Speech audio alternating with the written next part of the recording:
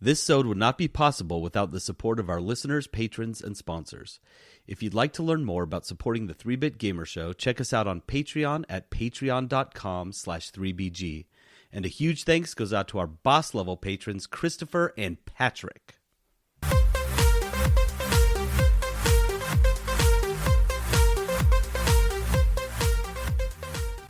In a world where welcome to the 3-Bit Gamer Show, one Peterson, one JD, and one Aaron are logging into the 3-Bit Gamer Show.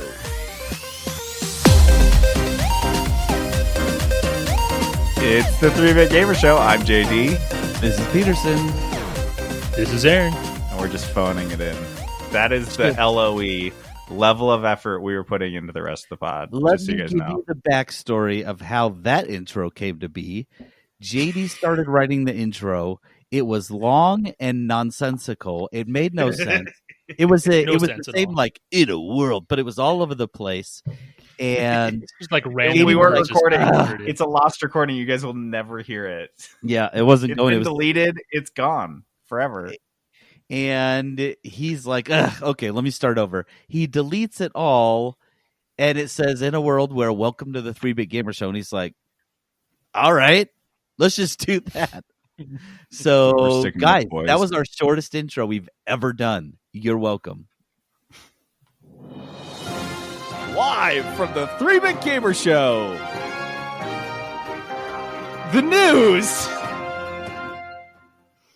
All right. Our news this week is brought to us by Crave Cookies. Crave Cookies is this awesome cookie, pretzel, and dirty soda shop in Midvale, Utah. And they have an awesome cookie of the week every week. And their new cookie this week, I believe, is still the Cadbury Crave, which is the Cadbury egg and oatmeal cookie. Oh, God, it's so freaking good. But they have a drive-thru if you guys are worried about pickup, carry-out stuff. You can do a drive-thru. Also, they have delivery on DoorDash and Uber Eats. So check them out at cravecookies.com. All right, start off our news here. We've got a bunch of dope stories. Let's start with this one. This is kind of no surprise to anyone, but they're making a Resident Evil. Capcom is working on a Resident Evil 4 remake. Well, they did 2 and 3, right? Yeah. And they remade the first one in like 2002. And then if you look at like the trend line, they remade the second one, then they remade the third one. And now they're remaking the fourth one. They're Eventually, like, wait, they're people gonna are catch buying up. these. I think they're going to release Resident Evil 9 and the Resident Evil 9 remake on the same day. Guys, that's where we're trending, guys. They learned nothing from Game of Thrones. The remakes are going to overtake the new releases, just like how George R. R. Martin cannot release a new book. The show's over, guys. It's over. Oh, so you're saying wow, they're going to do a Resident Evil 9 Resident Evil 10 remake, and Resident Evil 10 is in production hell. 9 hasn't even come out yet. No, but they're on 10 and they're like, shit, we don't even know what we're doing. They've remade 10. Dude, I love that. That's exactly what's happening here. That's what's going to happen. Peterson prediction coming in hot. We also have a ton of Nintendo Switch news. So we've been talking about this for a while, and you guys have been seeing this in the news for a while, but Nintendo has been sold out of the Nintendo Switch basically for the last month or so. They were kind of low already because of a number of issues, including just supply side issues from China.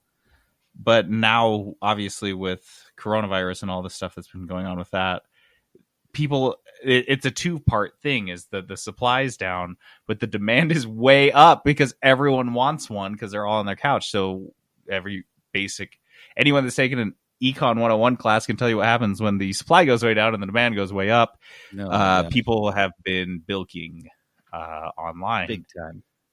Yeah, I've seen lots of posts in the gamer groups that I'm on and the gamer classifieds groups that I'm in, and it's always some dude is like, "Oh, I got a brand new Switch. I'm selling it for $500."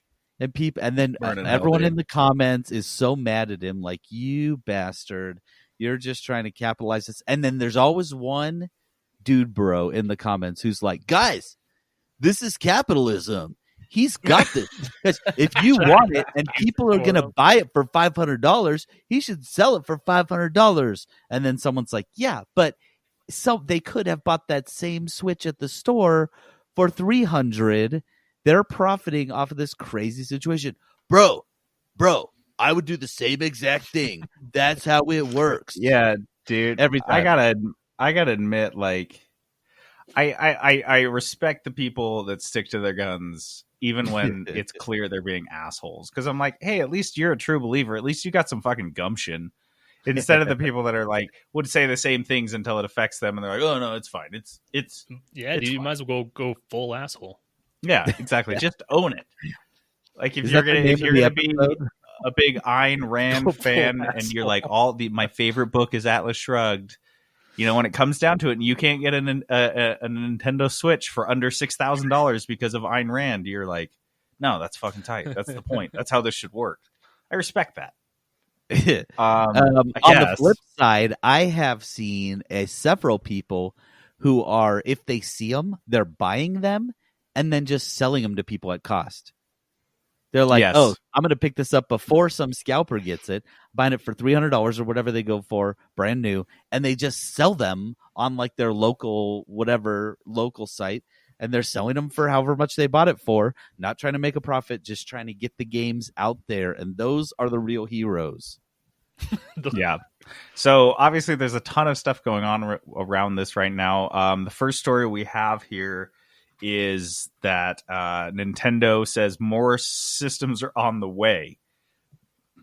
That's a promise that they made to their Japanese customers yesterday, because I think Japan is probably knocking at the gates like, come on, you guys make them here. Like, why can't we at least get them here?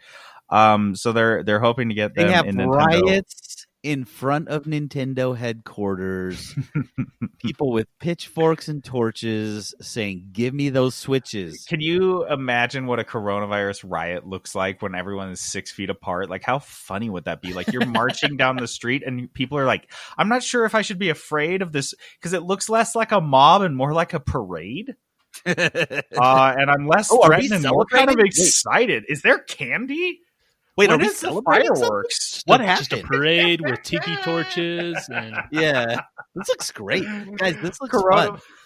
Coronavirus riots or just parades. A Switch parade. Yeah. So hopefully, it sounds like Nintendo is very aware of the issue. Usually, it always seems like they're pretty content to just allow supply to dwindle while demand spikes. They've been doing it since the Wii. But even with that, I feel like they love it. But at the same time, they're like, okay, we can love it to a certain amount, but we need to move some fucking Nintendo Switches because half the world wants to buy one right now. Like, you would be stupid not to. Also, we're a business and we're trying to make money here, and people want our stuff. So while it's cute to be like, oh, it's really hard to get one, or it's hard to get a Nintendo Wii in 2009, like, just get some out here, because this next story, this was on Motherboard. It said resellers using checkout bots are driving the Nintendo Switch shortage. So these are the worst of the worst. Yeah, so I shared this in our Discord, and if you guys aren't in our Discord, be sure to hop in there, and you can hit us up for a link for that on Twitter and Facebook at 3-Bit Gamer Show. But if you guys hop in our Discord, we were actually chatting about this earlier, and Silverthorn, one of our listeners, was telling us that they were looking for shoes online, and this is a similar problem they're having in the fashion industry. Because I don't know if you guys knew this. I was aware of this because my brother-in-law is obsessed with sneakers, but there is a huge sneaker subculture. Oh, huge.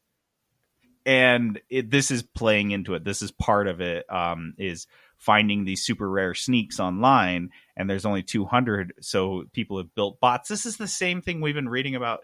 You guys remember they did this with BlizzCon tickets, right? When you have these very simple scripts that run on your browser window to check rapidly. I mean, with the micro at like a very microsecond level, when the page is like loaded or when you can actually enter something into a form and then it autofills all your data and hits buy like immediately. That's how Trent gets you could tickets. do that. Yeah, that's how Trent. Insane. That's how Trent gets BlizzCon tickets. So it's like it's just running constantly. And I mean, the old school way was just hitting refresh over and over and over again, and then running a macro to fill in all the fields before they had form fill, like Google does the form fill on Chrome. Before they had that, you could have it do that, and then you'd hit buy. But this is just a super advanced way of doing it. These bots are skimming Best Buy, and every time that Best Buy puts more stock up, they buy them immediately. And so that is a huge part of what's driving the shortages is these people that are using these bot scripts. I need to do that with like toilet paper. Yeah. Yeah, that's where the big money is. These guys are fools. Nintendo Switches? No, the real money is on the TP game. In TP, yeah, man. Why? And not that single White ply gold! Quadruple ply. Quadruple ply? Quad ply. I don't think it's and then this last story, this is also on Motherboard, which is awesome, is that we didn't put that one on here. We'll just mention this. We're probably not going to be talking about Kotaku quite as much because they have been absolutely gutted in the last like 4 or 5 months. And the latest person to leave their staff is Jason Schreier. So this is on the... It's like their biggest guy. Like this is their big writer, right? He does all the big stories. Yeah. Well, trying to remember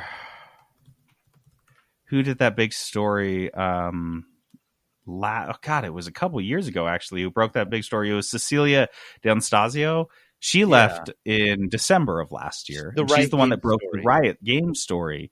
And then Jason's leaving in April. And it's basically because the guys that bought the Gawker Media suite, including The Onion, it was bought by Univision.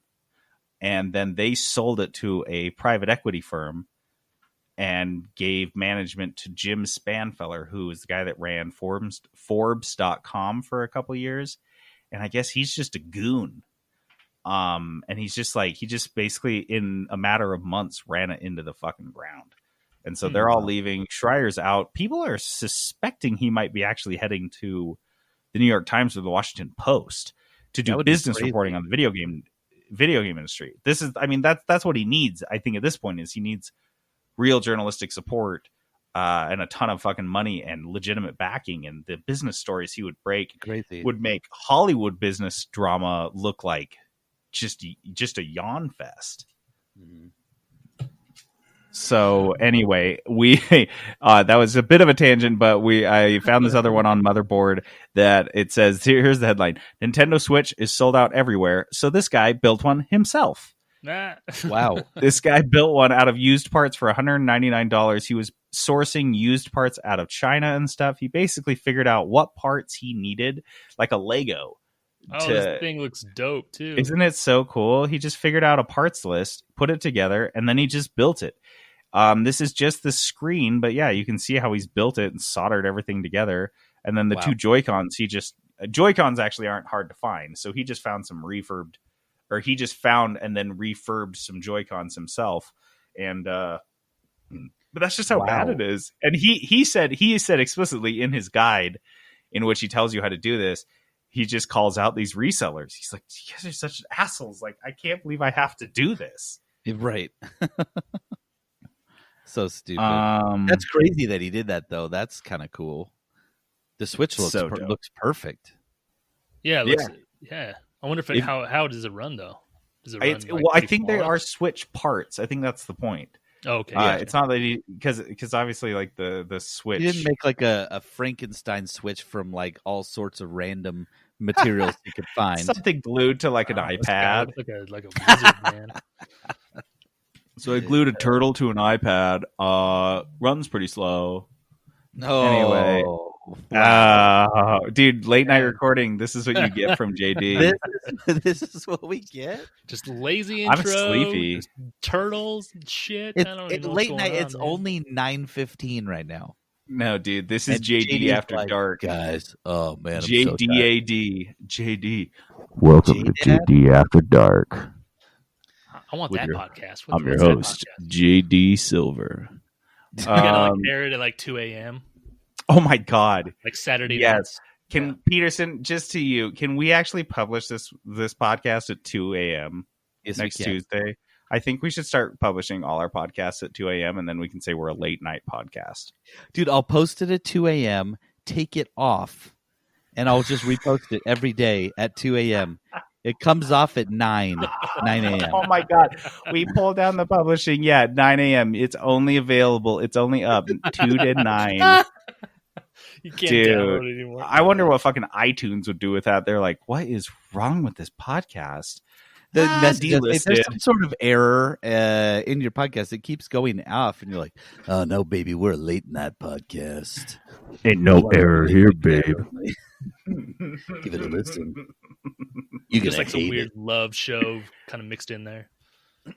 Oh, just dirty jokes over and over. That's all it is. Oh, okay. Dude, I love that. Okay, we're a late night podcast now. That's our thing. The next up, this is actually kind of cool. This is baby. really cool because everyone's home for this, or maybe won't be home by this, but Journey, that game company's, I wouldn't say their flagship title, but it is the one that kind of put them on the map.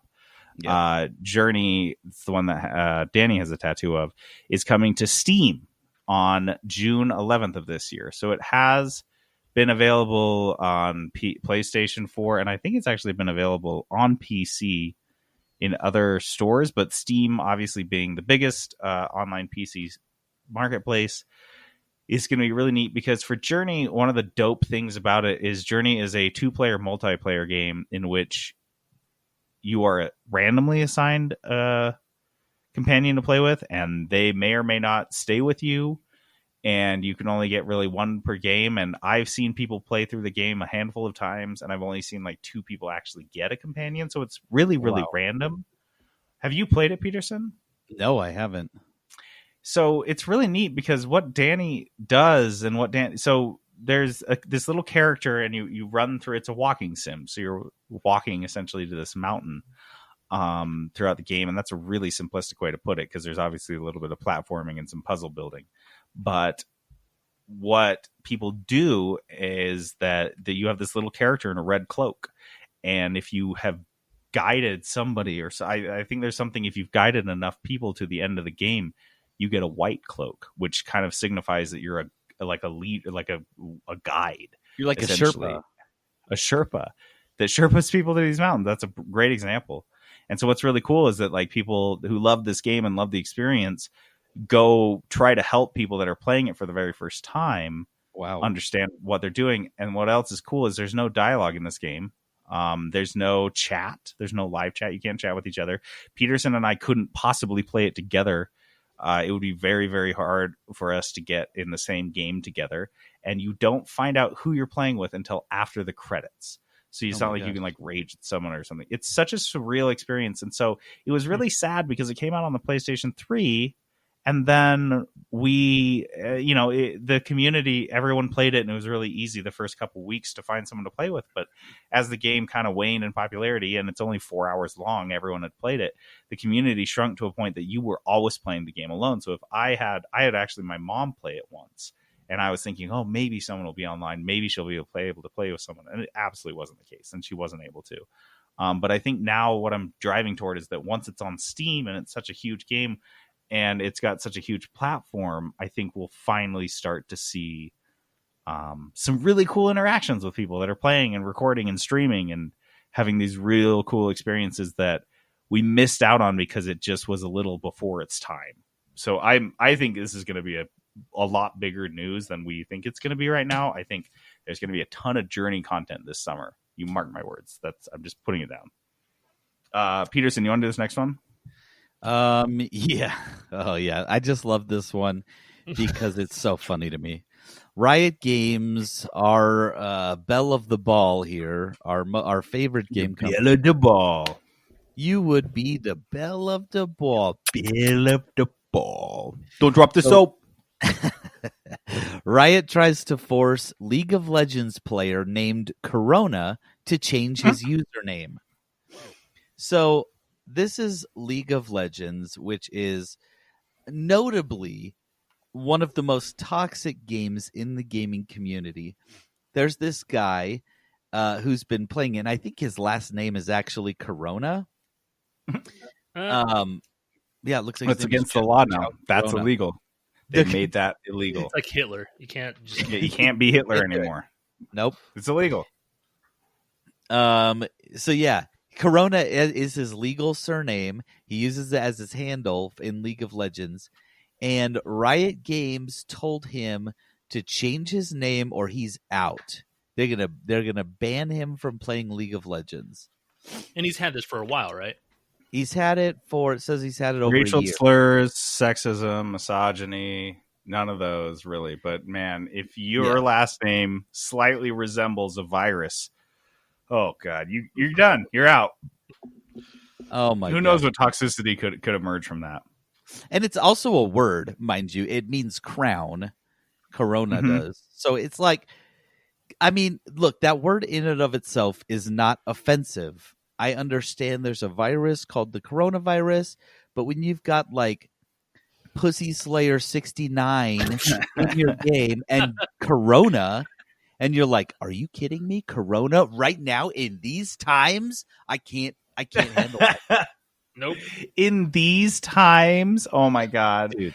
That's like if people like after 9/11 were like, don't say 9/11. Whoa. Don't say 911. That's not cool, man. Yeah. Don't say it. Whoa. Dude, this is crazy. Change your name. League of Legends. This is Riot Games is telling someone his name is too toxic for their community, and it is his last name. Maybe they just missed the message when people are like, you should address toxicity in your game. And they're like, oh my God, someone's named after the virus. We finally found this toxicity in the game we've been supposed to addressing this whole time that we haven't been able to address. Is that what you guys mean? Is that what you mean? Oh my gosh, we got it. You guys, we scrubbed coronavirus from our game. You're welcome. Now it's safe to play again. Safe to play again. Please, seriously. All right, this last Peterson, you want to do this last one? I can't. Oh, dude, and I have a follow-up story to this. Oh my god. Okay, just guys, NASCAR coming in hot again. 2 weeks in a row. NASCAR. Guys, I have never watched anything NASCAR. I don't know anything about it, and now I have talked about it 2 weeks in a row on my podcast. This is great. Here we are. So, NASCAR driver suspended for saying the N-word live on a stream. Dude. This was last week's story. Was a NASCAR driver that rage quit, right? Because he was so mad about X, Y, or Z.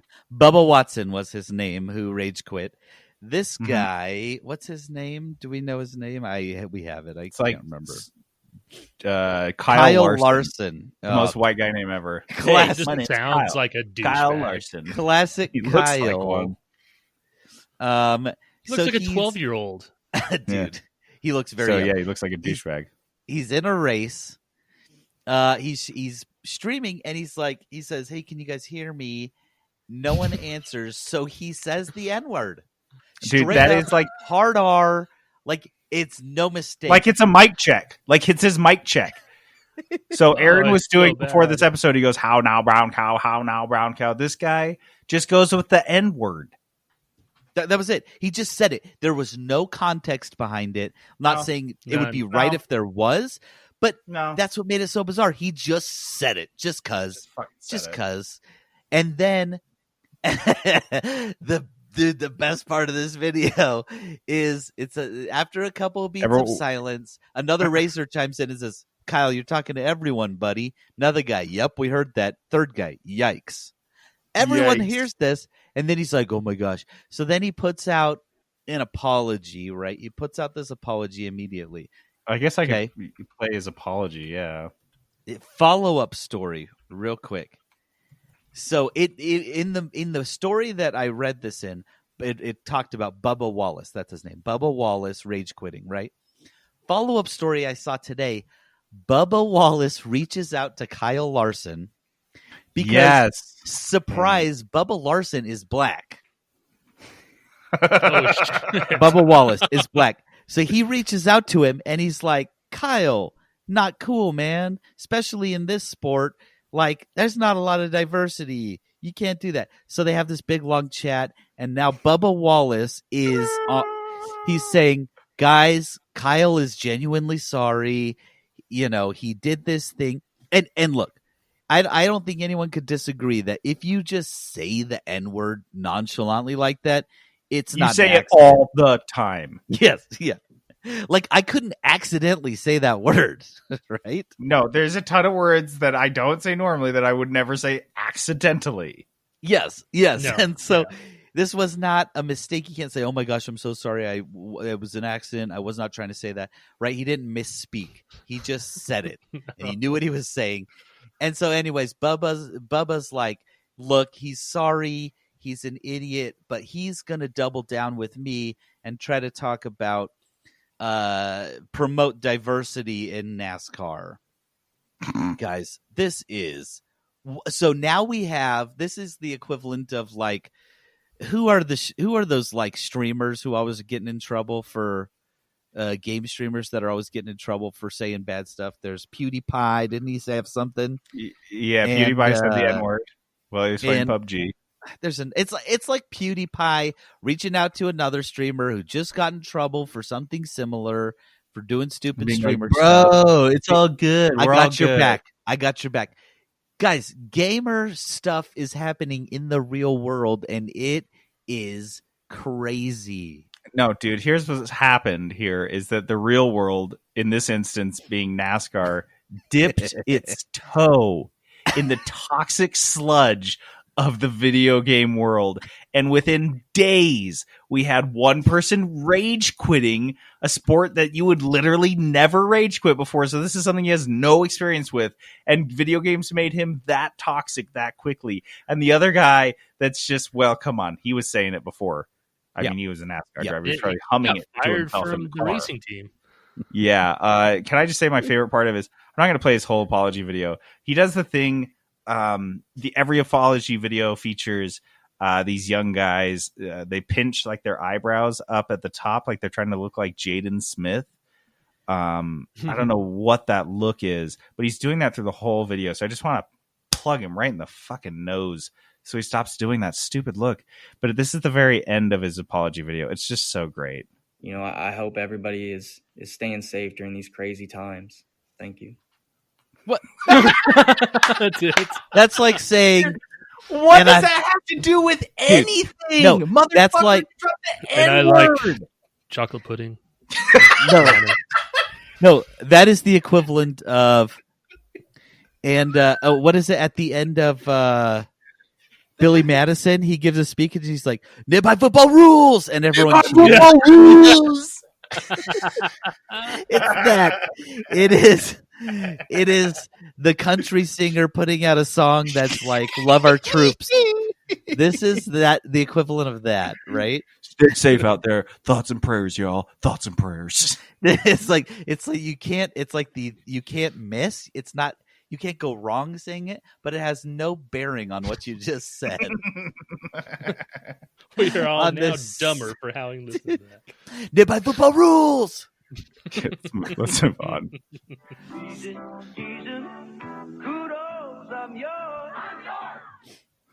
All right, kudos is our positivity segment. We like to bring it back up a notch after reading some crappy news. Peterson, you guys both have some kudos. Yeah, so you Aaron, guys why don't you take do it. yours? Yeah, okay. So my kudos is for Parasite. Parasite is a movie that was released last year, and the director won the best director for the movie, obviously. And for the Oscars. For something else and entirely, but this for Banana Pudding. And, no, he won it for this. for the troops. directing for the for directing and original screenplay. I think that's about it. But the director is Bong Joon I can't. It's South Korean. I don't understand it. But I don't know how to pronounce that language very well. I know. So. I listened to it probably about 20 times and I still can't pronounce it. He also directed and wrote Snowpiercer. Yeah, that dude. And he's awesome. That movie was really good. It's super intense. So I was super excited about Parasite because it was like one of the favorites at Sundance and it was winning all these awards, but you couldn't watch it until early this year or late last year, I forget. But without spoiling too much, because I went into it blind, I had no idea what this movie was about, and I think that's the best way to go into it. But it's on Hulu right now. You can watch it if you have Hulu, whatever, anything, basically. A Hulu subscription. Right. Yeah. That words are or your hard parents' Hulu subscription, or really anyone's. Just JD's get a trial. handing his just out. watch it. Yeah, dude, If you guys can DM JD, he'll give it to you. Yeah. I But was yeah. going to say it on the air, but someone kept stealing it from me in India. So, But go watch it. It's about like a kind of social diversity. You have the upper class and lower class, and it's kind of which is what Snowpiercer was about. Am I detecting a theme? Yeah, and Hey, he also writes did what he The knows, Host, you know? like way back in the day. I've never seen it, but I hear it's pretty good. Oh, The Host, was that the one with the family? That movie is fucking wild and off the rails. I remember watching that movie. God, that must have It's been old. It's like 10 plus years ago. Yeah, 9. Yeah, or 10 and there's or something just like this scene toward this family is like looking for a lost loved one, and they're in this shelter at some point, and they just like have a total psychobilly like freak out with each other, and like one of them's like just kicking on the floor like one of the Three Stooges. Oh my god, it's a pretty good movie. I would check Dude, that one Bong out too. knows what he's doing, man. Yeah. Bong. Bong.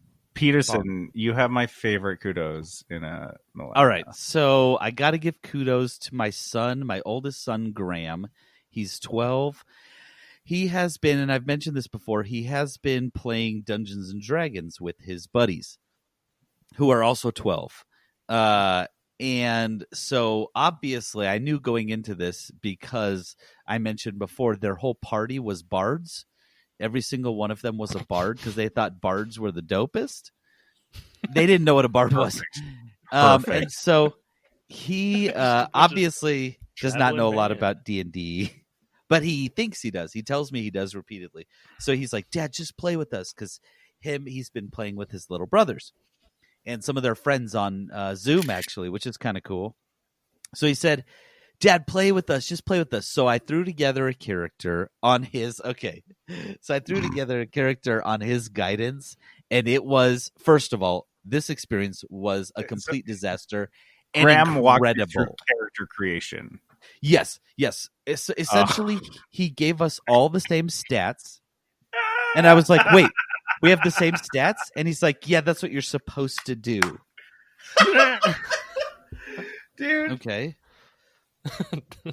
So then I look up online. I'm like, tragedy that you are not recording this. I have to have you record this next session. When he tells you this is how you're supposed to do something. Yes. Kills me. Everyone has the same armor class and initiative and speed. So armor class is like if you get hit, like your armor can stop it, right? He's like, I don't know. So the whole purpose of like creating your own character and like kind of getting involved in the world? No, nothing. Nope. Just kind of. Okay, we're all starting. This is what you're going to be. You can pick your class and race. And so they were all different classes, different races. Ryan, my 6-year-old, was a ghost. I'll come back to that. I'm pretty sure that's not a playable race in D&D. No, I don't think so. Is ghost a race? Isn't the ghost like a dead thing? Anyway, listen, Dad, this is how everyone does it. Maybe so it's just really pasty. And I'm like, wait, does it matter what you pick? No, it doesn't matter what you pick, he says, because you all start with the same stats. So and you all start, regardless of class, you start with a longsword. So everyone has one longsword. You all so have to be like a wizard with a longsword? Yes, that's what he was. And armor. He's got armor as a wizard. Armor. Yes, Freaking with a Jack long sword. Wizard. That's awesome. And he's Dude, like, okay, so then he goes into it, and he's like, I was like, oh, there's background on here. What do you write for your background? And he says, oh, you just write acolyte. And I was like, what? And he's like, yeah, that's what you're supposed to do. You're just supposed to write acolyte. And I'm like, do you know what an acolyte is? No, he has no idea. They don't understand what this section of the sheet was. Just write acolyte. Everyone's background was they were some kind of priest. Okay, so we start playing. He's the DM. Our first encounter, we walk into a shop. My 10-year-old immediately attacks the shopkeeper. Immediately. For no reason. And I was like, oh, shoot, I guess we're doing this. He failed his attack roll, so he missed. I was like, I guess we're doing this. So I start attacking him. Okay. The shopkeeper, Graham thinks it's his role as the DM to beat us. Like it's us versus him.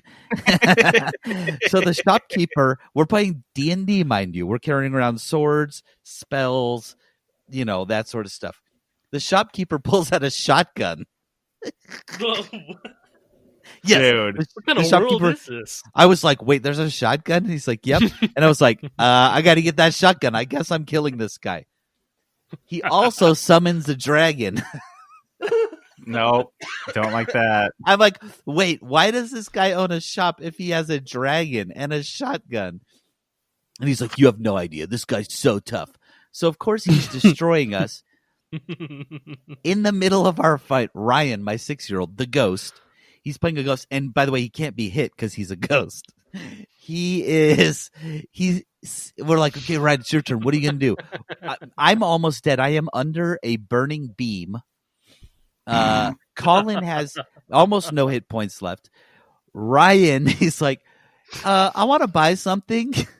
And Graham's like, okay, I'll allow it. And so I'll allow it. They have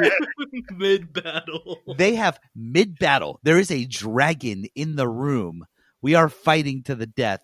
Mid-battle, they have a friendly transaction where Ryan buys 2 health potions. Remember, he's a ghost. I don't know what he's going to do with the health potions. But he buys 2 health potions. The dragon shoots a bookshelf, and one of the books was cursed. An army of ghosts come out.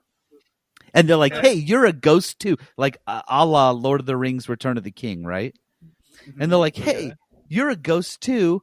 What do you want to do? We'll join you. Ryan's like, let's get out of here.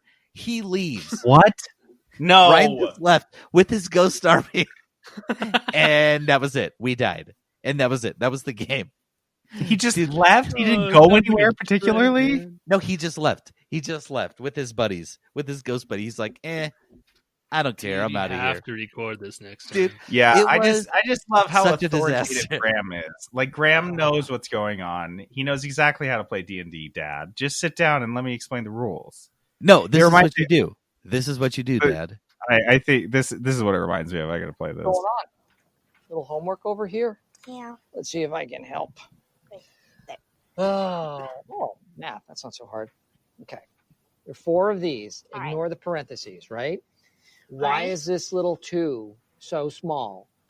It's weird. You just don't. You just go by the x. The x means times. Mm-hmm. So that means 4 times x2. What is double 4? 8. Right. Excellent. Way to go. Nice. Oh.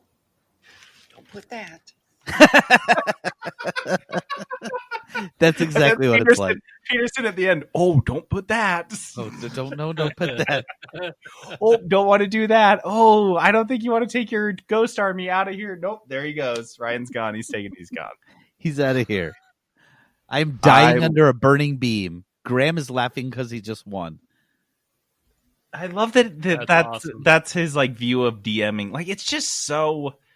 You got to record it, man. This is beautiful. This is a beautiful thing. It's going to create like a sub. It's, you know what it is? It is the Calvin ball of D&D.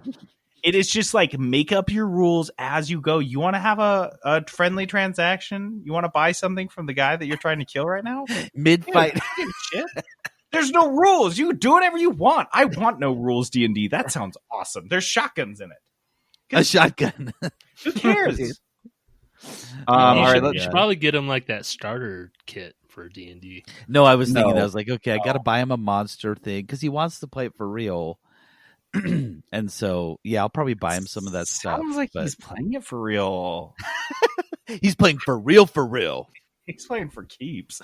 All right, so let's move on. This is a really funny thing that we wanted to talk about because I realized that I'm particularly guilty of it. But I think it's really, really funny to me that for the past 3 years of this podcast, we've done multiple segments on what games in your backlog would you play if you broke your leg, or if you were just had abandoned time on an island, or if you just had an infinite amount of time. What games did you get through? Well, here we are in 2020. With a once in a every 100 years disease, we're all quarantined in our home, and somehow, some way, my backlog has grown by at least 8 games. I haven't even downloaded The Witcher 3. Slightest. No, I haven't downloaded any of these games either, mind you. I just have added them to my backlog. It is so disgusting. So we wanted to talk about, because all of us are guilty of this. What games have you added to your backlog since quarantine started? Well, I just bought a game today that was not on my radar at all, but I noticed it was in the Steam store and it was on sale. It's not even out yet. XCOM Chimera Squad. It comes out, I think, next week. And that That's plays a just like a standalone, classic right? XCOM game, right? Yeah. And it was on sale for $10. It releases next week, normally $20. So it's probably a pretty short game. But I was like, I don't know. I want it. I'll play it. I'll get it for $10. So I bought that. So this is the crazy part. I've been playing games that I've already played. So whenever we've answered that question, I'm like, oh, dude, God, go through BioShock and I'll play The Witcher 3. Finally. Nope. Mm-hmm. Haven't even thought about doing any of that. Nope. Dude, The Witcher 3 is not like a mild investment either. The Witcher 3 is like if you've lost your job, maybe. It's like a 60-hour game, right? Minimum. Minimum? Yeah. That's insane. I know Yeah, I people that would have say easily put 100 hours into it. 500 hours. Yeah. It seems like just watching Jenna play it, it's really, really, it's huge, man. Like it is for That's for all the bonkers, games man. that I've seen from Red Dead Redemption to, Fallout 4, like it's big. So So, I got that. I also picked up from the Epic Games Store, because they can just keep putting free stuff out there. A Yep. Short Hike, Gone Home, and I added on the PlayStation. Why can't I think of it right now? The Nathan Drake one. Oh, the collection one? Uncharted. Uncharted. Yes, they added Uncharted for free on the PlayStation 4. There's so many free games right now. That's why I just keep getting all these stupid games. I've bought probably 2 or 3 games that I'm playing a couple of them and I've talked about them, but I've picked up probably 3 or 4 more games and I have not touched one game that's in my backlog. I even have on my Steam list a section called Rainy Day that's like for all my backlog essentially of games that I really want to play, have not even dipped into it. It's a problem. It's not our fault that they keep putting dope games on sale. Like it's unbelievable. Like I can't. It's not my fault. I couldn't keep up. It's not my fault. Here are some good ones that I picked up that are, I know, big winners. Goat of Duty. Why? Goat of Duty. Wait. That's Why? a thing. You have to play with me. I'm not gonna play with you. Don't be like that. Goat of Duty is Why, JD? Dude, it's got a 9 out of 10 on Steam. It is. Dude, this goat has a robot arm. It is Okay, very yeah, positive. yeah. Like you have to look at this shooter. It's Goat like, of they're goats. It's very positive with 100 or 439 reviews. Is very positive on Steam, and It's a goat shooter. It's a goat shooter. They're replaying. Oh And my you play God. as goats. And there's a guy, the recruitment poster says, "Goat of duty, I goat you. Join the herd now. Hashtag meet COVID." They're just putting the word goat into places. The word goat. Oh, There's like a man. scene. Goat It- of so it's Duty like- makes no sense. Call of So this- Goats, maybe? It's goat This duty trailer, like the opening trailer, is Saving Private Ryan. with goats. Like, yes, the opening scene is like a shot for shot Saving Private Ryan opening scene. And it's like an over the shoulder shooter. So basically you just have like a goat head in the bottom of your screen. And next to it is a gun. ridiculous. So you to the left is the goat head, to the right is the gun. And I think the head is your melee. So I think it's like a left hand, right hand. Left hand's the goat's head, the right hand. What is this goat craze? I don't understand. They have like goat This farmer is- and goat. This is Goat Simulator. It with looks like the same physics as Goat Simulator. Like the goats just flee, like they die and their bodies go flinging all over the place. It's Hilarious. a multiplayer Goat Simulator with gun. That's just ridiculous. Why? Why did you buy this, JD? No, if you don't play it, I'm not gonna hang out with you anymore. You have to play this now. You have 1 week. I don't think I bought it. I think it's free. It's free right now, isn't it? It's not Oh free right now. no, It's it wasn't $10. free. It was free though. I think I got it for free. I don't know. I might have bought it. It's hilarious. It's called Goat of Duty. I can't resist that. I feel like they earned my money just on the name alone. Like I paid for the laugh. It was a good joke. It's like a homeless person told me a good joke, and I gave him. Oh man, I gotta get it. Oh, I gotta get it. That's dang, they hilarious. got me. Another one. This one, Peterson, you said is very bleak. So I was like, this is fitting. Frostpunk. I Oh, finally yeah. picked up Frostpunk for like $5, and it's normally like 30 or 40. So I was like really stoked because it was so dirt cheap. Peterson, tell me about Frostpunk. It's bleak, but it's so good. It is a sim city builder type of thing. But there's relationship management, a little bit of that going on. But it is in a world where everything is frozen over. There are no goats. There's no goats. Everything's frozen. Only thing we can survive.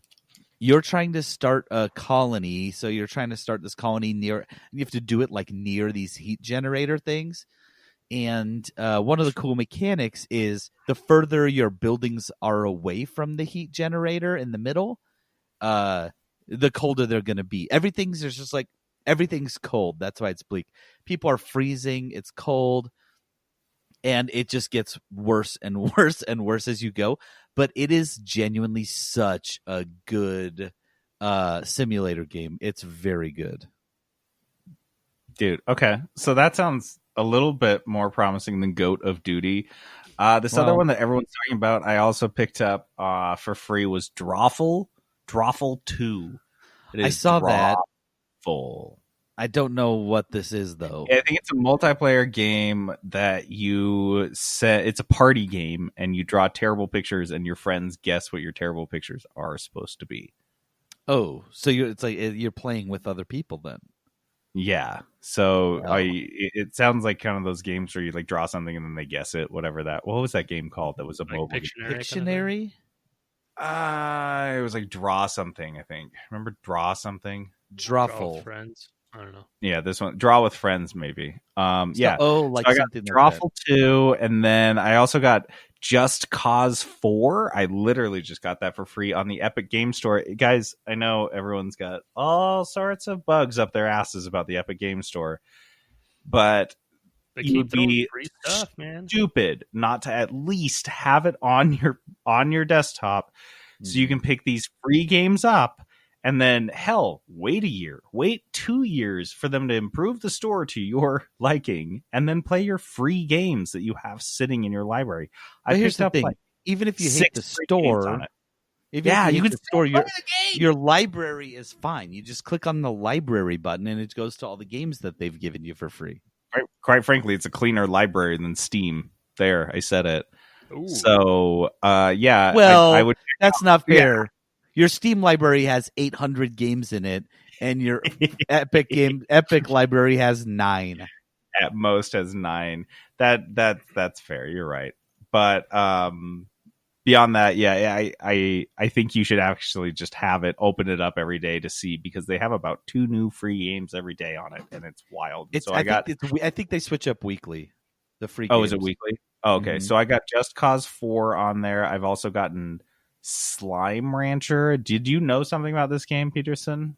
Yeah, I've seen it a few times. It looks like a fun game. It looks good. It's not like a horrible game, but Slime Ranch, I don't know anything about it. But that's where I got Off-World Trading Company, which is a game I've kind of been interested in playing. But yeah, there's so many games. There's usually like lately they've been doing like a pretty good big one and then a little indie game. Mhm. But that's where I got Short Hike and Gone Home, which are games that I've heard a lot about, but I wouldn't really buy. But shoot, I'll play it for free. I don't care. Yeah, another awesome free one I got was Figment. This came out in 2017. It's got very positive reviews on Steam. It's like a platform adventure. It looks like just kind of like a nice, relaxing indie game with a little bit of an action adventure. Like, it doesn't look super stressful. It looks, it's platformy. It's kind of that Diablo view, that isometric view. But yeah, so I've got a bunch of that. That one doesn't look like too long, and that one is actually, of all of these, the most likely for me to play. Frostpunk is probably the second most likely. Goat of Duty, I've already been putting about 4 or 5 hours in a night. You guys, these idiots are playing Warzone. JD's over here playing Goat of Duty. Yeah, dude, I'm over here in 2028 playing Goat of Duty with all the people that understand true art. Aaron, what games have you added to your backlog? Well, I recently got Final Fantasy Remake, so there's That's from that. in his front log, though. Is that a thing? Yeah, well, not really, because I feel like I'm actually busier during this whole COVID thing than I You was. did get a new job prior. so. Yeah, so like I've been putting in about like 10 hours a day. Ew. So, and I just don't want to do anything. I just want to just do dumb stuff until I go to bed. Just not even think. You just want to go sit down and watch shows on Netflix and Hulu.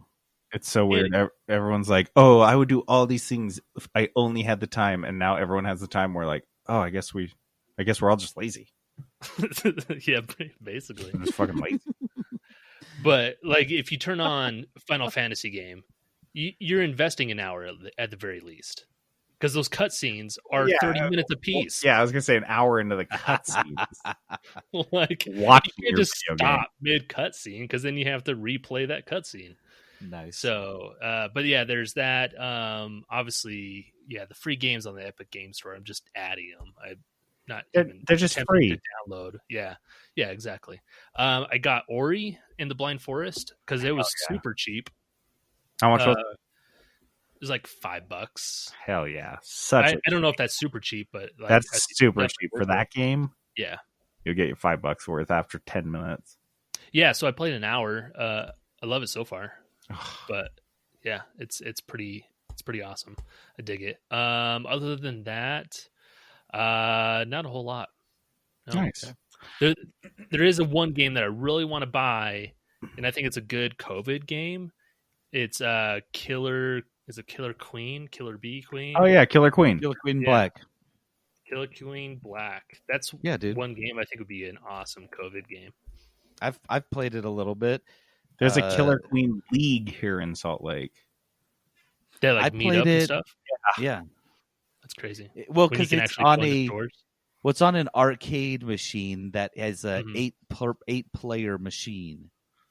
It's huge and so cool. That's where they have it at Quarters downtown. Yeah, exactly. That's when it used to be where Quarters. They have the league. That's where like the league plays. Cool. But, that's it. That's all I got. I got nothing else. All right, well, let's move on. This is something I've been teasing you guys for a couple weeks, and it's only because the game turned out to be surprisingly a lot longer than I expected. But I have a review on Doom Eternal. Wait, did you finish? I have not. I haven't finished the game, but I was like, I don't know. I feel like I've been teasing it so long. You're I feel like deep I've enough definitely in. I played enough that I can review it. I played like 20, 30 hours. What? I In know a Doom game? I know it's not that long. I didn't. You think it was suck at it that long. though. Huh? Do you kind of suck? like Is that why it's taking so Die long? all the time? No. See, I'm building to this. Don't shoot yourself. Okay, There is go a ahead. ton of exploration in this game. Hmm. I had no idea. I mean, there's a ton of exploration, and that's what's been taking me the most time. Is I just thought it was just a run and gun and shoot and everything, but there's so many collectibles. There's so many items to find. There's a surprising amount of lore, which is really, really difficult to understand, to be honest. Like, it's really weird. The first few games didn't really seem to care about the lore and the story. It was just killing demons and Go, cyber shoot, go, slay. Yeah, that's like one of the big gripes about the other Doom, right? 'Cause it was super short. Mhm. It's just done. No, this is not. I mean, maybe it's short. Let's Google Doom Eternal. And you know, if Peterson played playtime. it, oh man, 100%. Yeah, it says 15 to 16 hours, but that is not been the case at all for me. I spent an hour on one boss. However, I will say that one boss is my only nit. Yeah, I feel like I've been playing for about 20 hours probably, and I'll have it beaten in the next 5 or so. But I have been exploring. I've been really taking my time with it, and I had this at the end of the review, but I need breaks from this game. Like, keep finding myself needing to take breaks, and that isn't a nit at all. Like, it's just really, really fucking intense, and I can't just go because You feel like you're just like white knuckling it the whole time? Yes. Oh my god, that's the most perfect description. The whole game feels white knuckle, like nonstop. There's little breaks in between battles, but like a battle can just end up going for like 10, 15 minutes. And at every moment you have to be moving. It reminds me of Risk of Rain, Peterson, where you have that bullet hell experience where everyone's coming at you and you have to keep moving. And if you stop for literally 1 second, you'd get mobbed and died. You can't even move because you have so many guys on top of you. So all of that. And so let me rewind because this is so scatterbrained. Doom is the sequel to Doom Eternal is the sequel to Doom, which came out, I think, 2016, right, Aaron? It was a while back. Oh, I don't know. I never played it. And that was a soft reboot of the series. Doom is a first-person shooter in which you were playing as the eponymous Doom guy, or the Doom Slayer, and he is a superhuman being who slays demons. Just the whole concept of the game originally emerged in the 90s as a tongue-in-cheek way for developers to be like, to fight back at all the religious moms and the religious groups that were saying that video games are too violent. Is they're like, well, how can you say we're violent? We're killing demons. There's nothing there's nothing sacrilegious about us. We're killing the demons. And so that's kind of the overall game, is that it is this hardcore first person shooter that incentivizes you to just keep going forward and not like take a break and take cover and be strategic. Like, you are just, it's called rip and tear is like the way they describe the gameplay. So the loop that boiled down to it, did either of you guys play the original Doom, the Doom that was the reboot that came out a couple years ago? I own it and I never played it. No, I never played it either. Okay, so I'll describe the loop to you guys. This will be really interesting to you then if you haven't experienced, because it took me a minute to wrap my brain around it. And if someone had explained it to me this simply, and I'm not really one to like read guides like, here's what you need to know before you play Doom. I'm not going to read that article, but maybe I should, because what I found is, so there's 3 things that you're working on. Your ammo is constantly running out because you're constantly shooting, so you're always looking for ammo and you're always reloading. Your health is always running low, obviously, because you're getting shot. And then your armor is always running low. There are 3 different ways you can replenish each of those. So for reloading, you have you have a special melee weapon. It's a chainsaw, and it can only chainsaw through like the trash mobs, like the really low level enemies. If you use it to chainsaw a demon in half, it'll give you ammo, for example. So if you're running low on ammo, you have to go find one of those trashy demons and chainsaw them in half for more ammo. If your shield is running down, you have to hit somebody with your flamethrower, and then them being on fire will drop pieces of armor. And then if you want health, if you need health, if your health is running low, you have to do what's called a glory kill, which is like the finisher kill on an enemy that's gotten their health low enough that you can do it. So basically what this amounts to is that you are monitoring these 3 resources constantly throughout a fight and checking on, how many enemies you have left. And each enemy has a specific weak point that you're trying to kill. So you have to switch guns. So there may be 6 different enemies, and each of them has a different gun that like you have to kill them with, or it's like you're wasting ammo. At the same time, you're managing your ammo, you're managing your health, you're managing your shield, because each one of those are 3 different buttons you have to press to get, to injure enemies in a certain way that replenishes those resources. Can you see how this is a bit stressful? This is wild, man. So you're doing all these things all at the same time. You're managing all this, and the demons are coming at you like nonstop, and you're shooting and you're running around. So yeah, it's a fucking trip. It is really, really, really intense. And on top of that, you've got the exploration. What's really cool is the bosses. I wouldn't even call them bosses. They're just like really high level enemies. They introduce them slowly, and then eventually, like there's one boss that like they take an entire level to build up to him. Like you go through the whole level, and you're like going through a factory where they're building one of these guys. So you assume he's like this mega boss you have to kill. No, dude, I kill like 3 of those every level now. Like they just pop up all the time, and they all have different ways of killing them. So they do this slow ramp up with the big level guys. And then eventually all you're fighting is like 15 of these guys at the same time.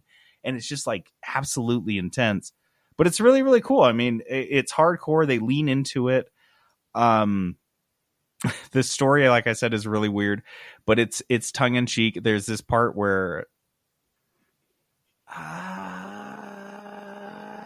no, this isn't a spoiler. Well, Don't spoil it, man. Do it. It's a spoiler.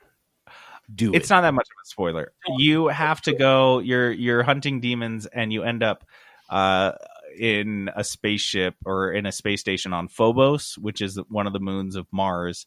And you've got this giant gun pointing, and you're like, well, I need to get in. You've found out that you need to get into this underground compound in Mars. And at some point, the AI that's talking to you is like, well, you can't just blow a hole in Mars. And then the next thing you know, the little mission prompt text at the bottom of the screen says, blow a hole in Mars. It's like the name of the mission. Oh my gosh. And then you blow a fucking hole in Mars, and then you jump into it. Of course you do. It's absolutely intense. There's a scene where you load yourself into a space cannon, and like the AI is like, whoa, don't do that. And you're sitting there, your character is sitting there in the space cannon, and he's got this trigger in front of him, and he's trying to click it with his thumb, and the space cannon hasn't been turned on yet by the AI. So you're just sitting there clicking it, just like click, click, click, click, click, click, click, click, like you're squeezing it like a little kid that's trying to like get something to go. Yeah, come on. And then the AI is like, okay, I turned on the power. And then all of a sudden it like shoots and it launches. Stop pulling the handle. The door won't unlock. You keep pulling the handle. Exactly. Like it's so funny. There's these little tongue-in-cheek things. It's really, really intense. It's fast-paced. And there's a few things, like I said, because I haven't beaten it, there's a few things I haven't tried yet. There are cheat codes. This is, just like the game. The game is very heavy in the 90s nostalgia, and they don't stray away from it too far, which is, kind of all the stuff that I've already mentioned. But they also have cheat codes that you find. They're one of the collectibles you find throughout the game. Then you go back and play these levels that are like either super hard or super intense, and you can have like unlimited ammo or unlimited health. So it's just kind of these fun little quirky things. Also, you collect all the discs, all the floppy disk, because I believe the Doom 2 on the PC came on 14 floppy disks that you had to install, and so that you collect those throughout the game. If you collect all of them, then you can actually play Doom 2 within like this crappy little PC on your space station. Within this game. That's really cool. And then Obviously, there's like the full 100% collection. This is a game that I might find myself going back to. I can't say yet because I didn't really go back to Wolfenstein 2 after I beat it, and that was kind of the same type of thing. But this definitely gives you a ton more replayability and reason to return to it than Wolfenstein did, because they organize, like, you have a mission select. Like I said, there's cheat codes and all sorts of other exploration and collectible options in it. I just have 2 nits. One nit is the load times, especially, I would say, honestly, like when I say how long I put into the game, a good chunk of that is in load times, because if I've had a few boss battles, I've had a few fights that were so long and so arduous, and then if I lost, I had to sit through a 20-second load screen. Dude, I hate that. Dude, it sucks. And especially one of the bosses, and this is my other nit, one of these bosses is called a Marauder. He's a guy that has a shield and an axe, and then this like holographic wolf that attacks you. So the shield and the axe are fine, and it's like a normal boss, and it's like you just got to stay in front of him and dodge his moves and all this stuff. But there is a wolf that he summons that attacks you randomly, and it like comes from behind, and like you don't know what's there. But I swear to God, this thing is so like this is a very 90s thing to say. The game is so cheap. Oh, that boss is so cheap. Do you remember that when you were always just like, when the boss was like broken? And I feel like just like in 90s video games where you felt like the boss in Mega Man was so hard it was actually broken, because it probably was. This stupid wolf thing seems broken because you can shoot at it directly point blank with like a shotgun with a very wide spread, and it will not even register. Like you can't, because it's a one shot thing, because it's a ghost. So just one shot, one bullet will kill it. But dude, sometimes you shoot at point blank and you can't get it. And that was that one boss that I kept trying to kill. And sometimes, because he was so strong that he could kill me, I'd sit through my 20-second load screen, I'd boot the game, I'd start the boss, and he'd have me dead in 10 seconds. And then I'd sit through a 20-second load screen. It was painful. But that was it. Like, that was really like my only complaint about the game. I would say Doom Eternal, our rating scale is buy at any price, wait for a sale, or don't buy. It's really in between wait for a sale and buy at any price. The question is, did that sound appealing to you? Like, if super intense, hardcore 90s style first person shooter action with a little bit of exploration and collectibles in it, if that sounds like your speed, this is a buy at $60 game. This is a $60 AAA title that feels like you're getting $60 out of it. Oh man, $60. It's a tough sell. Yeah, it's a tough sell. But if you like Doom, you like Doom. You know what I mean? Yep. Yeah. There's not really a substitute for this. That's a good point, Peterson. Like, I don't know where else you would scratch this itch, if not with Doom. One other thing I forgot to mention in the gameplay that's super funny, that you guys would not expect this. There's a lot of gymnastics in this game. Like, I mean gymnastics. Like, there's poles that your character can swing on. You have a double dash and a double jump. So that means I will jump across the gap. Horse. Yes, dude, there is everything. And so when you are doing these hardcore crazy boss battles, you are flying around. And a lot of these boss battles, one of the things that I really liked about them is the map you're going around, because like I said, you have to keep moving.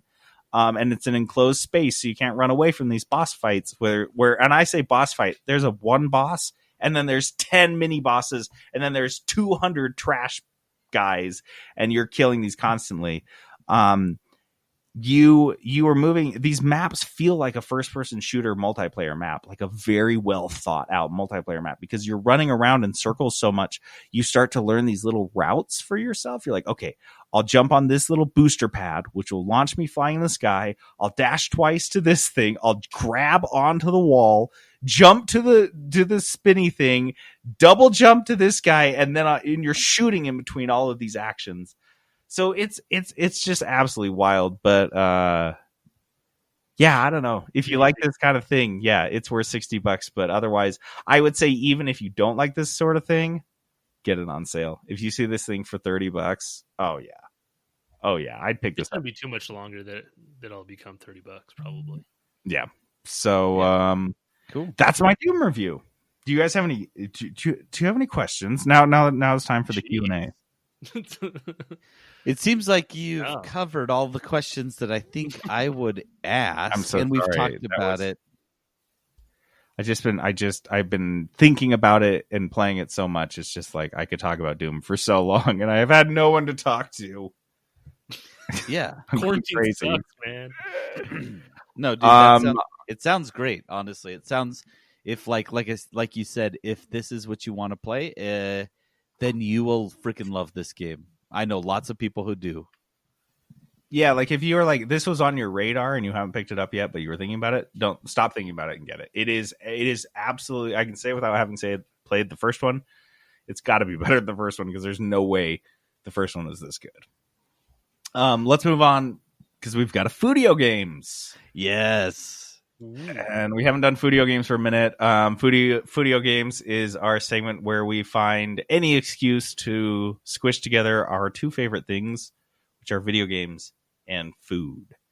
We did this segment before, and we loved doing it. It got a lot of positive response. So I was like, dude, let's do it again, but new stuff. So the Foodio game we're doing is picking an existing game that represents these fast food restaurants.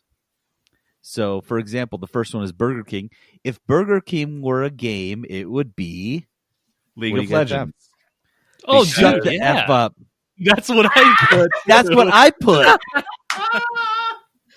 I'm not even kidding. Okay. Well, okay. So I had two. Because That it is was like, amazing. Let's do League first. League first. Aaron, why do you think Burger King is League of Legends? okay. So, That is so funny. like, honestly, like you could probably put League of Legends for any of these categories, but yes, True. Burger King because it's gross, it's sloppy, it's kind of been around for a long time. Mm-hmm. I put Like it's just longer kind than of- it deserves to be around. Yeah. Here's the thing. I So, used League to of like Burger King. I used to like it. Just like I used to love League of Legends. I went back to Burger King not that long ago because something new brought me back to it. Okay. Because they were like, oh, we've got tacos now. And I really like Jack in the Box tacos. I was like, tight. I'm going to try this. So I got some of the other stuff on the menu, like tacos, and I got some onion rings. It was not bad. It was horrible. It was terrible. I hated it.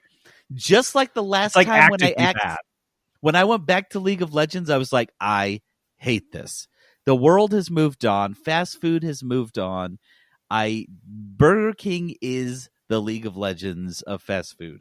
I don't get it, dude. I don't get how they're still in business because, like you said, it's not like you have a bad experience. You have a terrible experience. Like the food is abhorrent. So that's what I think. It's disgusting. I hate it. Why it's personally my Burger King is my League of Legends is because I always was happy to go back to League of Legends for one item, one thing that I absolutely loved, which was Earth, which was ultra rapid fire mode. So in League of Legends, your character's abilities, whether it's casting a big wall of ice or putting down a pool of fire for the people to try to avoid to step in, they all have cooldowns that's like, you can throw up that wall of ice every 10 seconds. Well, in Earth, that 10 seconds became 0.1 second, and so the character could throw up 20 ice walls and build a maze. And every character's abilities just got similarly buffed to the point that it was just like an absolute crazy This is shit show. bonkers. And for me at Burger King, the one thing that I love, and it wasn't like good for you or fun. It was fun, but it wasn't like gained anything from it. It was like cheap, right? It was cheap it was thrills. And cheap thrills for me are the Burger King Angry Whopper. I don't know what it is because the normal Whopper, I think, I would rather eat a trash can Wendy's burger than a Whopper fresh out of like the Burger King just primo kitchen. Like I just think Whoppers are repulsive. But there is one Whopper thing that is so good. Yeah, there is only one thing I would eat at Burger King. It's the French toast sticks. Oh yeah, I don't know. I don't know a single other place that actually has French toast sticks. It's smart. It's so smart. So that's the thing too, though. Like Burger King has a couple things that are not terrible. Like I actually don't mind their French fries. I think their French fries are pretty good. Every now and then there's been a thing, like you said, like the Angry Whopper that was like, oh, that's Mhm. good.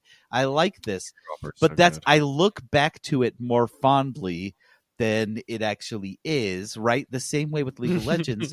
Sometimes Yeah. I'm like, you know what? I had a lot of fun playing Fiddlesticks. I'll think about characters from the game and I'm like, that character was a Do you lot of remember fun. when Trent played Shaco? How fun that was. Dude, yeah, they I will say League of Legends has good, like I say Burger King has pretty good fries. League of Legends has good characters. Yeah. Aaron, did you say you had one more for Burger King? I'll save it for another one.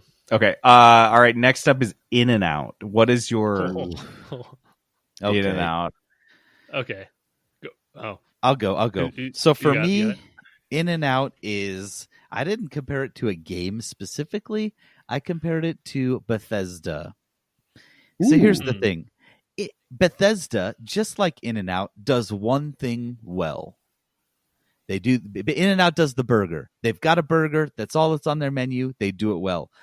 But but also In-N-Out has one other thing you can get, which is fries. And their fries are garbage. Their fries are disgusting. They're the worst fries. I make better fries than that on accident. Okay. So fries, In-N-Out fries are Bethesda's Fallout 76. They have done really great in the past at Oh, releasing God. at releasing I'm a just Fallout these 76 RPGs. fan. RPGs that are just really fantastic, some of the cream of the crop when it comes to open world RPGs. And then they have 76, which is just an absolute garbage mess game. And they're like, no, we've made it better. You can get these fries monster style. No, you know what? You've already messed up. It's not good. Just give me that double animal style. That's all I want. This is really rough for me. I'm feeling personally attacked. You like the fries, don't you? You freaking like them, don't you? That's what I'm saying, dude. I'm that guy that everyone's like, who is playing Fallout 76? How are you still playing that? Why are you still playing that? But I'm that guy with the that. fries. There are people who are like, dude, 76 is good. I just love it. I've been like playing it since the start. I don't know. I just like the fries there. I don't know. I don't. And the thing is, And they're almost 76 fans. I don't understand how you can hate it so bad. I'm like, they're almost embarrassed to say so publicly, though. Just like In-N-Out fries. I've learned I don't have this. I used to have this argument in this fight with people, but I realized there is no universe in all the infinite universes in which I could possibly care as much about these fries as the people who hate them, because the people who hate In-N-Out fries hate them with like the fiery passion of a million suns, and I'm just like, oh, I thought they're pretty good, and they're like, You monster asshole bastard from hell! How dare you tell me that the animal fries are the most disgusting, vile animal shit slop you ever put in your mouth? and I'm like, Yeah, oh no, so dude, good. I don't like them that much. That's fine. I'm never saying that again. That's Yeah, 76 no, I'm fans. so sorry. I won't say it. I like them anymore. Dude, for me, In-N-Out is FTL, Faster Than Light, that new game not new, that game that is new to me, 8 years old to the rest of the world, because I think it is always enjoyable. Every single time, I have never in my life had a bad In-N-Out experience, had a bad McDonald's experience, had a bad Taco Bell, had all these fast food places I've ever eaten. I've had a bad experience. In-N-Out stands head and shoulders above everyone else because I've never had a bad time. And that's how it's been with FTL so far, is that it's never let me down. I've always enjoyed it. And even down to the shitty fries. How about you, Aaron? What is In-N-Out for you? So In-N-Out, it's kind of trendy. It kind of hit the scene super hard in Utah. Everybody flocked to it. It's okay. It's not bad. It's not great. How dare you? It's just I think it's overrated, honestly. Okay. And so Okay. like Wow. Just hot takes It's- everywhere. So Call of Duty is kind of the game that I would put. They are not In and Call out. of Duty, Aaron. Wow. Heartily Because Call of Duty disagree. is pretty overrated. It's pretty overrated. That is But as soon as a single Call of Duty hits, millions of people are playing that game. They're buying it. Just They're like when flocking to it, man. an In-N-Out opens in a new area, Oh my gosh. still the In-N-Out that's nearest to my house, it's been open for years. It is still always busy. The drive-through is always packed. Yeah, even non-quarantine, it's always packed. Yeah. See, now we have to move on to the next one because Subway, the restaurant Subway, is my pick for Call of Duty. Because Ooh. I would argue Subways, there's more Subways than McDonald's by like a significant margin. There are more Subways than there are Starbucks. Dude. Let that sink in. Oh yeah. Well, they started to like cohabit. Different Yeah, like places. Walmarts and gas stations. So They're everywhere. They're everywhere. And that's what Call of Duty is. It's everywhere. And they just, despite the declining quality, like Subway's had, and everyone thinks Subway used to be better, and they just keep getting worse. Do you remember when they used to do when they used to cut out the bun, the top bun with that weird like V? Yeah, it's like V submarine cut. style or something. Yeah, like when they used to do the V cut, the sub cut. Ugh. Everything they used to do was way better. The exact same story with Call of Duty. But they're like somehow still making money hand over fist because they're everywhere. And it's like, just like with Subway, you're like walking through the mall. You're like, hey, you want to eat something? Yeah, sure. Oh, there's literally a Subway right in front of you. And that's the whole concept with Call of Duty. Like, hey, you want to play a new video game? It's like, there's a Call of Duty. There's a new Call of Duty right in front of you. That's it. And it's just marketing over quality. That is Subway, and that is Call of Duty. Yeah, so I had... go ahead, go ahead. No? Okay. So Subway, they have the tuna. You can make a freaking tuna sandwich at your house, and it's probably better. Yeah, that's and, and don't get tuna at Subway. What are you doing? Just go buy some meat and put it on a sandwich. Stop being lazy. So it's something that you can get somewhere else. You can get in another game. Yet, people still play it. Fortnite. Mm-hmm. Like you can get that same experience in another game, but it's just, I don't know, it's garbage, man. It's just not great. It's nonsense. It's not good. No. You don't it's like everywhere. And your clothes always smell like it for like the whole rest of the day. And my office smells like onions. God, dude, what is it? Peterson, what is your Subway game? Subway for me, for some of the similar reasons, it's everywhere. It's always there. So when you're on a road trip, right, and you're like, you know what, I don't want something greasy, but there's no big cities coming up. There's going to be a Subway, okay? On the next exit, there's a gas station, a freaking Burger King, and a Subway. That's all you got. There's always a Subway. It's not the best sandwich place out there by a large margin. It's not great, but it's your option. You want sandwiches, you don't want to be greasy, that's your option. If a Subway is sharing a gas station with like a gas station convenience store, it's not even the best sandwich in that building. Dude, so you get a better sandwich at the little deli section of the grocery store than you can at the Subway. Often, so my point is often it's your only option if you want a sandwich, unless you're like at home and you have a choice to go to like a smaller place, right? So this is for me, it's like an NBA 2K game because most of the time you want to play a basketball game. What other option do you have? You don't have a lot of options. And you've just got the freaking Subway. You want a sandwich? You don't have a lot of options. You've got a freaking Subway.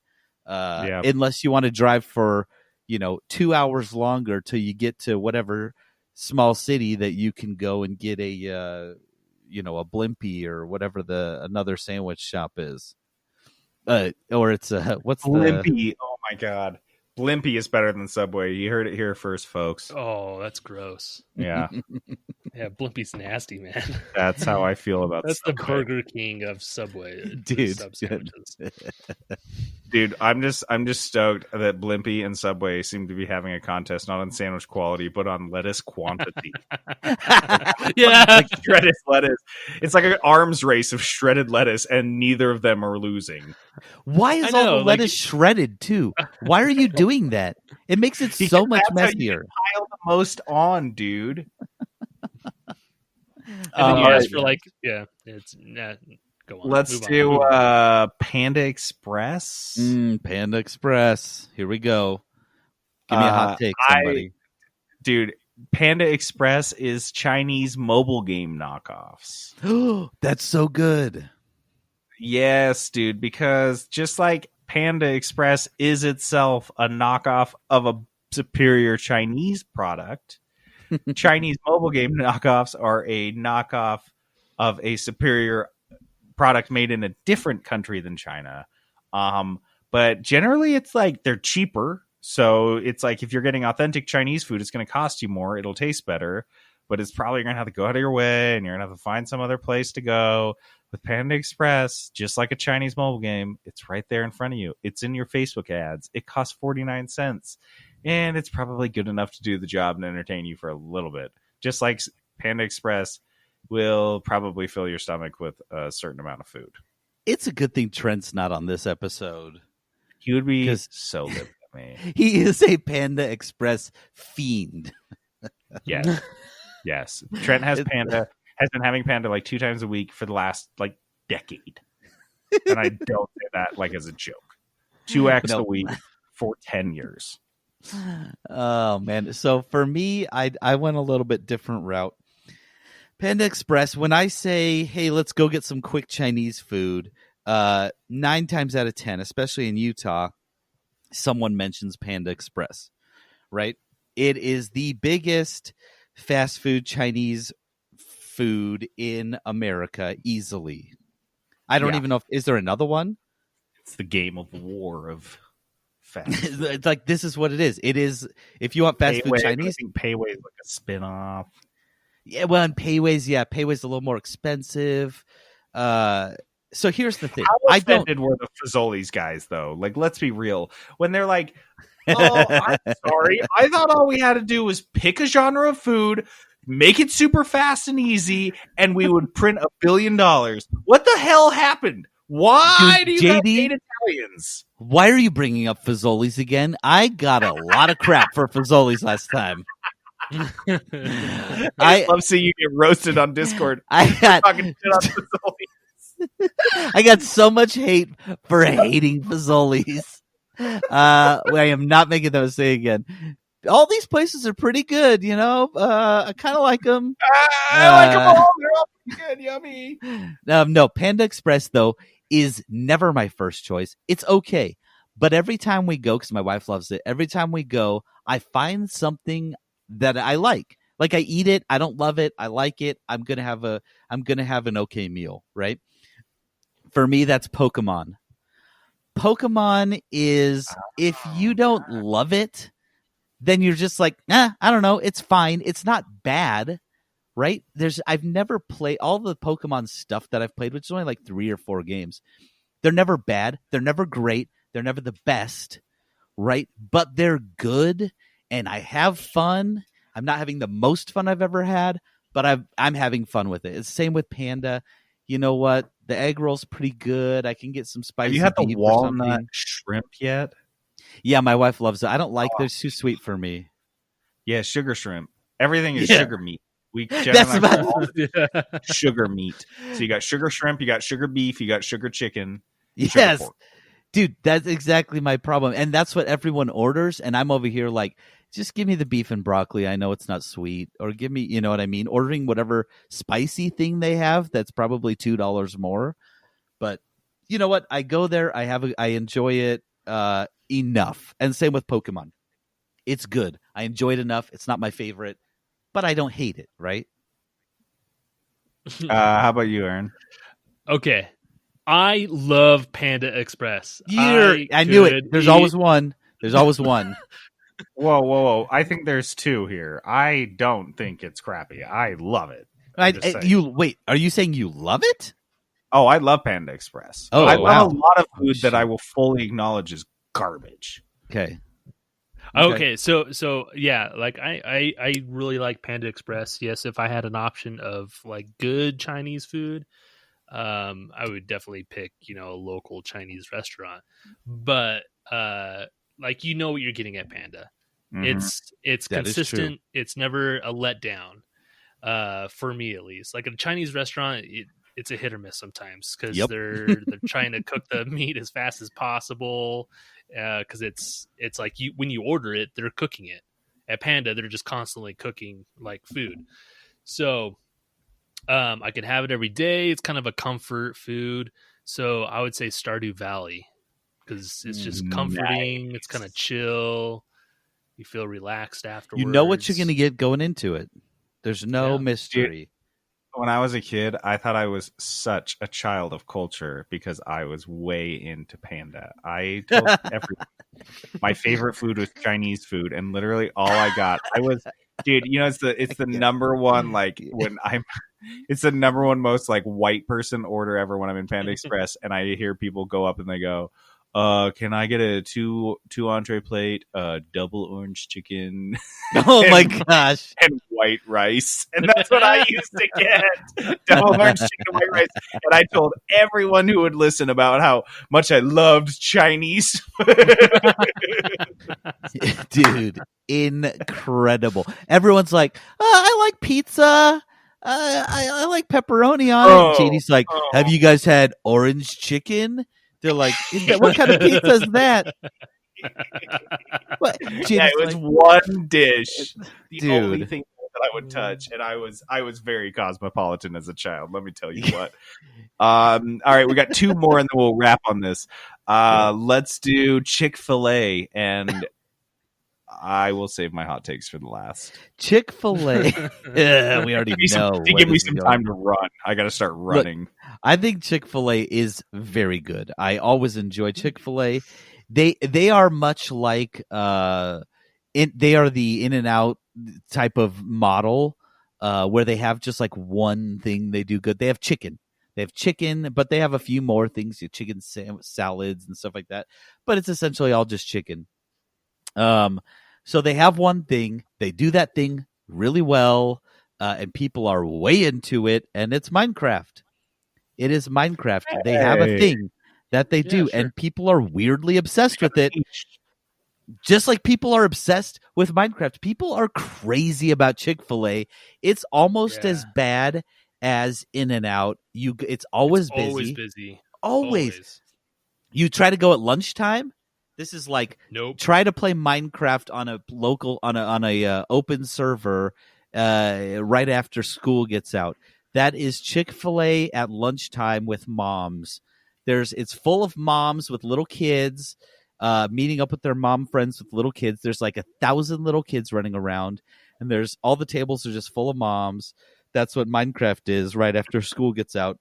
It's just full of like 8-year-olds. Okay. How about you, Aaron? All right. So I do like Chick-fil-A, but it gets old, like kind of fast for me. That's true. So I only go there like once in a long while. So I mean, if it was the only game in town, sure, but it's maybe a little racist. So I think I would go with Grand Theft Auto. I think Grand Theft Auto's a little racist. But, it also has the same problems that Chick-fil-A has politically. Amazing. So yeah, that's mine. Yeah. Okay, so here's my thing. Dude, I get it. Like, people love Chick-fil-A. Like, Drop your take and run. It's the worst garbage food you could possibly buy. Like, I would rather That's eat a not fucking true. Whopper, and you heard how I feel about a Whopper. I'd rather eat a Whopper than eat at Chick-fil-A. I could sit here for the rest of eternity and list things I would rather have pass my lips than anything that Chick-fil-A makes, all the way down to their shitty fucking waffle fries. that are overcooked and dry and feel almost dare you. hollow and devoid entirely of potatoes inside. Maybe Wait. it's just Every You're time saying I go to Chick-fil-A, it's a bad time, and I just got it at a bad time, and that must have been a bad batch of this or a bad batch of In-N-Out that. But at a certain fries point, taste like they're freeze dried, JD. Yeah, They No, are they're- actually hollow. there's a reason I'm not trying to defend their fries, brother. I told you I am not that foolish, and I'm not going down that route because for the same reason I wouldn't argue with Alex Jones. It's not worth it. it's not worth it. But How Chick-fil-A, dare you? Hey, listen here, you fry smuggling motherfuckers. I just hate it. I just hate it. I've tried to like it. It should be up my alley. I think it is extremely overpriced. I think the chicken sandwich costs like $7, and it literally tastes like a cafeteria grade chicken sandwich. It has a patty and a bun and some sauce, and I just expect it coming from some like grizzled old post-Soviet lunch lady. You'll get your chicken sandwich and you get out, you decadent American child. Was everyone else's lunch lady similarly ex-Soviet? Because mine sure as shit was. Mrs. Drusler. Her name was Mrs. Drusler. She was And definitely. she served Chick-fil-A to us in no. third grade, and No. I just got sick of it. The other thing is that it's like a sandwich you can get. You can get a chicken sandwich of better quality for $1 at Carl's Jr. or McDonald's, and None of this is true. Chick-fil-A seems to think they have some premium on good chicken when it just tastes like it just came off of a line or out of a heat lamp. Wow. It's gross. Wow. I don't know what's wrong with you, but those are all wrong. Have you had Popeye's chicken sandwich? No, I wish. Is it so good? I've heard amazing things. I believe if you don't like Chick-fil-A, I think you'll like Popeye's chicken sandwich. I love Popeyes. Popeye's chicken. I Amazing. love Popeyes. I don't. You'll well, like we'll it get- then. Yeah. Okay. So for me, Chick-fil-A is Dota 2. I'm sure it's great. I know there's a ton of people that love it, and they love it for their own reasons. I tried it multiple times, tried to get into it, and I fucking hate it. And I can't think of anything that I'd like to play less than another minute of Dota 2. I'd rather play League of Legends I don't like than this. eat Chick-fil-A. I disagree. I How about can't you wait guys? for you to get all the hate this time. I know. I just can't wait. Okay, so our last one here, we're keeping on the chicken theme. Something else I'd rather eat than Chick-fil-A, KFC. Ugh. Okay. So KFC. I actually had to look this up. I didn't know if there was even a KFC even close by me. Like, Shut do up. people still eat KFC? No. Because so I equate this to Diablo 3. Do people still play Diablo 3? That's a good. Like, point. is it still a thing? I feel like they I were still on see similar patches for it, but popularity timelines. Like they were popular around the same time, and their popularity declined at the same time. Yeah. It's just like there's so many better options, obviously. Than Yeah. AFC. That is true. God. How about you, Peterson? That's actually a really good one, Aaron. So here's the thing. I don't love KFC. I think it's really greasy. But I will say there's one close to my office, and I've been there probably since the 3 years I've been here. I think I've been there 3 times. And it's usually when I'm craving something hearty, like their mashed potato bowl, where it has like mashed potatoes and gravy and little bits of the chicken in it. Because I hate KFC's like chicken. You just get it. It's so greasy, right? I just feel like if you squeeze it, grease is just dripping so bad. And yet it has no flavor. How can you use that much fat with no flavor? So I compared it to, don't hate me for this, I compared it to Wolfenstein. I don't love it. It's pretty good. Sometimes I kind of enjoyed the 1 or 2 Wolfenstein games I've ever played, but it's not my thing. And it does not make me feel good afterwards. When I played, what was the last Wolfenstein game I played? It was the one where you had to shoot the dog. You never felt this one. what was it? Wolfenstein 2, the Colossus. Yeah. I didn't feel good after I played it. I enjoyed it a little bit, but I didn't really dive back into it, and that's how I am with KFC. So for me, KFC is CS:GO. Tons of people must like it because it's extremely popular. And it's everywhere. However, it's everywhere, just like CS:GO. I have never once in all of my travels met a CS:GO player, even someone who has played it like a little bit. I just don't know. And for the same reason, I don't know anyone that's like, yo, let's go to KFC. This is my jam. I want to eat at KFC. People have to exist. There are KFCs. I do not know a soul who eats there. Just like I don't know a soul who has ever played CS:GO, which, mind you, has been out for like 12 years. So that's my my KFC. That's actually pretty good. Yeah. You know, KFC, real quick, my mother-in-law, every time she is watching my kids, that's what she gets for dinner. She gets like a KFC bucket and brings So it your in. mom is. So she's the one that plays CS:GO. My mother-in-law, yeah, she's the CS:GO player. Dude, that's wild. So your mom plays CS:GO. I play Fallout 76. Ugh, No, unfortunately. she plays CS:GO and Diablo 3. She's Yeah. she's way into She's D3, just man. swapping between the two. Amazing. All right. Well, on that note, that's it. We did it. Guys, thanks for sticking with us as we switched to remote. It's been a bit of a challenge, but we're surviving. To play us out, we have the theme from Blaster Master for the NES. This came from Phil Manning. Guys, if you have any outro music that you just need to hear, retro music, brand new video game music, or maybe non-game related music, we'll play it. Drop us a line on Discord or Twitter or Facebook. We're at the 3-Bit Gamer Show. You can find us on any of those places. We love chit-chatting. We have a pretty solid community, so if you just like dropping in and hanging out with some cool friends, check us out. I'm JD, logging off. This is Peterson going AFK. Aaron rolling out.